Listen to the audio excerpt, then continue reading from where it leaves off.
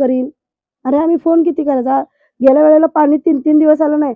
आम्ही सकाळपासून संध्याकाळी फोन केल्यावर मग संध्याकाळी टँकर तुम्ही तुम्ही पाठवता. जाब विचारत नाही त्यांना असं का विचारलं म्हणून? की विचारलं, तिने सांगतात की आता तिथं अवेलेबल नाही, आम्ही काय करू?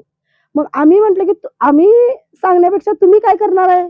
तुमची हालचाल काय आहे की नाही? हे बरोबर. तुमचं तुम्ही ठरवा आणि तुम्ही सांगा, तुम्ही बोला.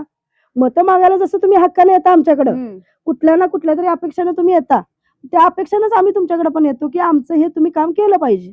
बाकीचं आम्हाला काही नाही, एवढंच बोलायचं आहे की वेळेवर त्यांनी नगरसेवकांनी यावं, विचारपूस करावी. भले मी म्हणतो महिन्यातनं नसे नका 2 महिन्यातून तर तुम्ही यावं. 5 वर्ष तुमच्याकडे हातात सत्ता असते ना. मग त्या 5 वर्षात तुम्हाला 2 महिन्यातून एकदा एक फेरी मारता येत नाही. तुम्हाला ज्यावेळेला नगरसेवक म्हणून निवडून यायचं असतं त्यावेळेला घरोघरी तुम्ही आपल्या चपला झिजवता. मग त्यावेळेला तुम्ही का नाही येत?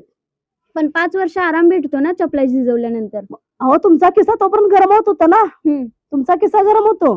पण दुसऱ्यांचं काय? दुसरी चित्त मरतात. बरोबर. दुसरे आमच्या पाया झिजतात तुमच्या जवळ यायला. त्यावेळेला तुम्हाला अपॉइंटमेंट घ्यावी लागणार. तुम्ही आम्हाला फोन केला तर मी उचलू शकत नाही, मी दुसऱ्या कामात बिझी आहे, मी मंत्रालयात आहे, मी संत्रालयात आहे, हे तुम्ही वाक्य बोलता. बरोबर आहे. मग नंतर तुम्हाला आम्हाला घेऊन काय करायचं? आता तुम्हाला आमची गरज आहे ना, तशीच आम्हाला पण नंतर तुमची पुढे गरज असते. तर तुम्हाला जर आता गरज असेल तर तुम्ही या, मतं मागा, आम्ही तुम्हाला सहकार्य करणार.